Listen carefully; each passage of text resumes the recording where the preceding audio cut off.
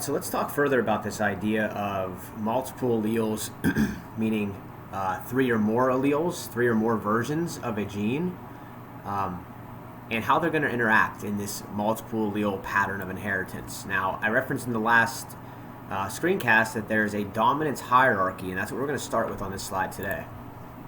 So first off, we have to define our alleles. We use letters, of course.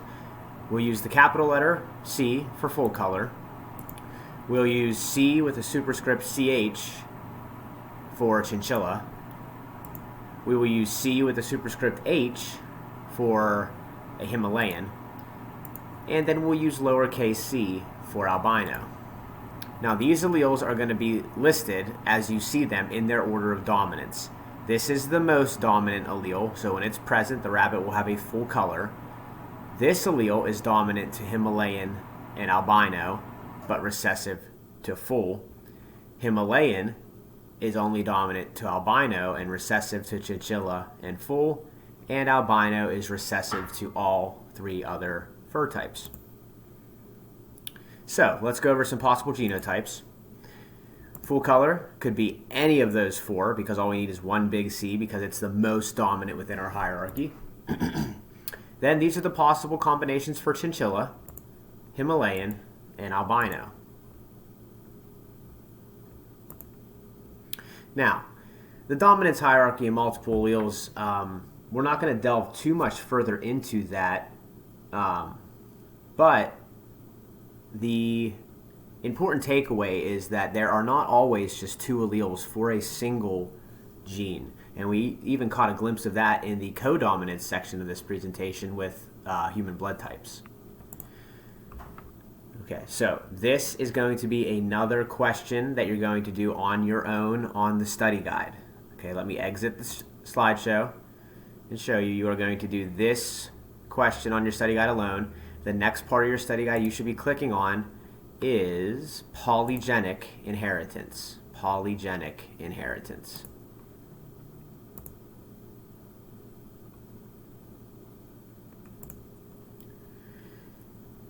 All right, so in polygenic inheritance, notice eye color is represented here.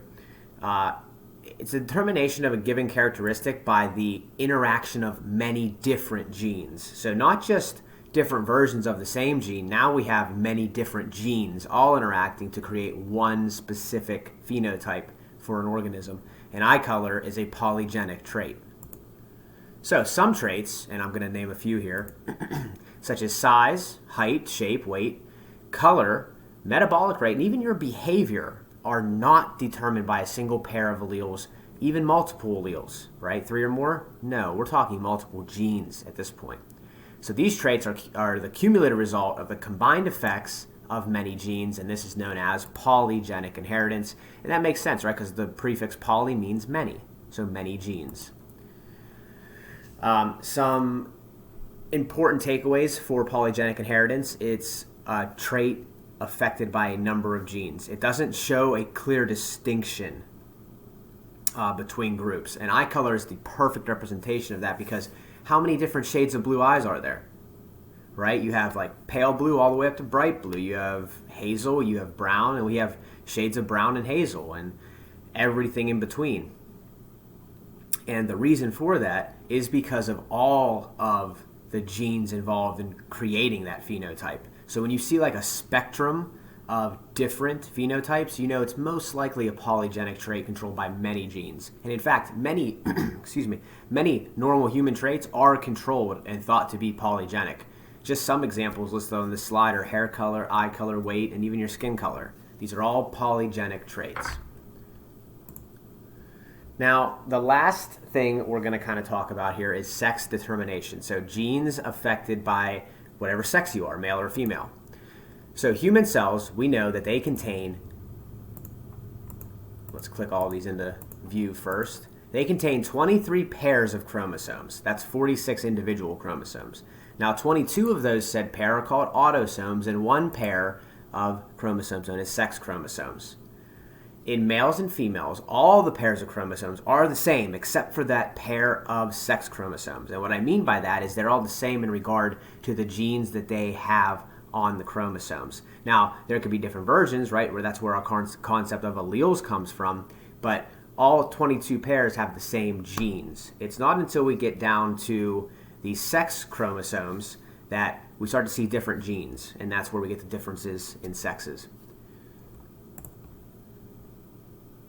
Now, all the pairs that are the same, we call them autosomes, right? So pairs 1 through 22, and you can see that on both of these images, these karyotypes. Here's pair 22, and then here's set 1 way up here. So all of these are autosomes, and only these two down here, X and Y, are the sex chromosomes. One pair differs between male and females, of course, and this is called the sex chromosomes. The sex chromosomes differ in structure from each other as well. You can see on this in particular karyotype that the Y chromosome is significantly smaller than the X chromosome. So females are going to have two copies of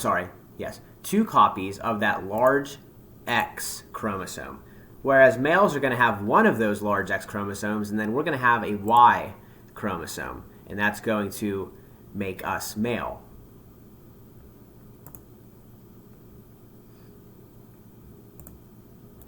Okay, so sex-linked genes, there are many genes that are found on the X chromosome, and the Y chromosome appears to only contain a few genes. Right, not too many, but there are important genes on the Y chromosome. We're not going to talk about too many of them, though. We're much more interested in the X chromosome, the chromosome that we share between sexes.